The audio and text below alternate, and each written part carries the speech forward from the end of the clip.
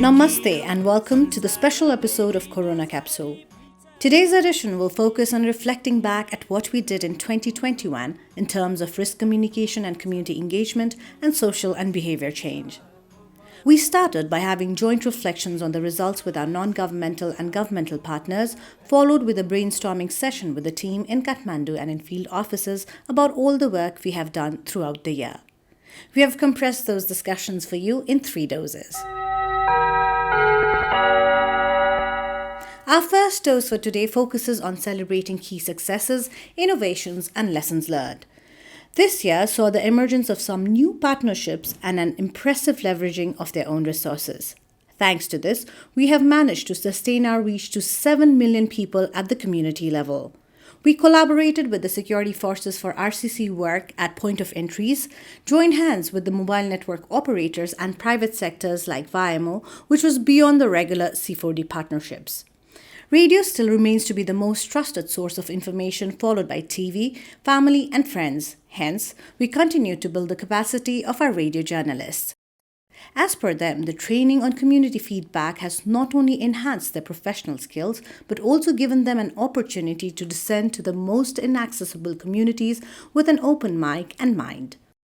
And the people in the most remote communities have now the possibility to discuss the COVID-related issues in front of the mic and to hear their own opinions broadcasted and questions responded.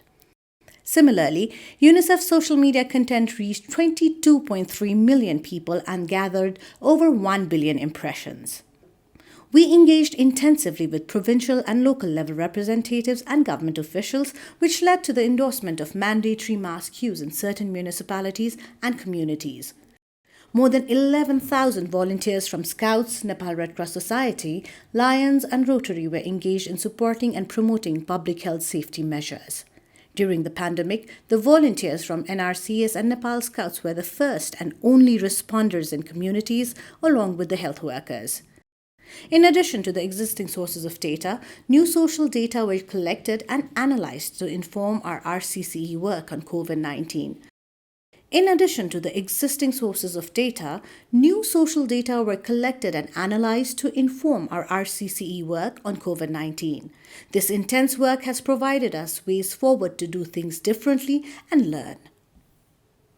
Harnessing the presence and popularity of community radio, our partners use the new skills and capacities provided by us to innovate in terms of producing community-based radio content. They adopted this new format of open community discussion forum with enthusiasm, and the way they cherish it tells us that it will be a long-lasting radio format in Nepal. The development and use of real-time monitoring tool for mask use in public places taught us that engaging volunteers requires intensive two-way communication, stimulation, recognition, and moral motivation to produce results. Technology should not exclude two-way communication. Let us find a way to thank and encourage the brave volunteers in the field. It's now time for our second dose for today, where we'll talk about our challenges. Throughout the year, we felt that the results in risk communication and community engagement would have been better sustained with improved government capacity in coordinating and engaging with community platforms. Lots of evidence has been generated in terms of community concerns, but translating science into arts and action still remains a challenge. Focus on producing expert-driven content and messages remains predominant, with little understanding on the part of our governmental counterparts of the need to explore and respond to behavioral determinants. Why do people behave the way they do?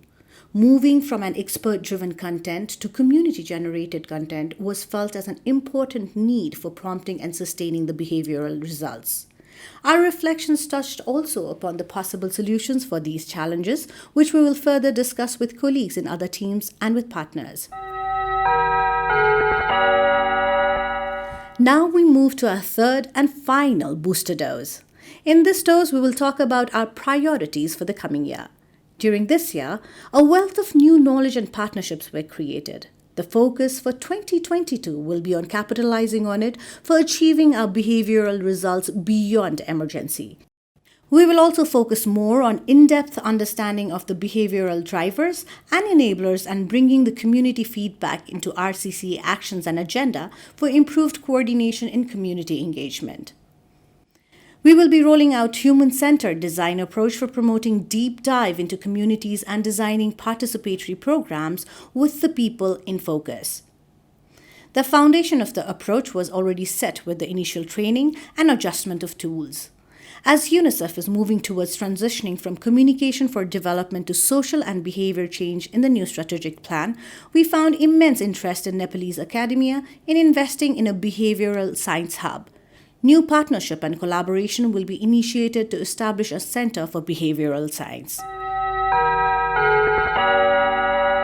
That completes our all 3 doses for today. We will see you again next year with another special edition. Corona Capsule is a radio program broadcast simultaneously through 600 community and private radio stations across the country as a part of their most popular news bulletins, Saja Khabar and Kaya Koiran, produced with the support from UNICEF. We have also prepared a Nepali version of this special episode. For those interested in going through it, are requested to click on the link just sent in your email or chat box. Thank you for listening to Corona Capsule. Now over to a surprise dose, a short video summary from the Comms team featuring our true behind-the-scene heroes, our children. Stay tuned.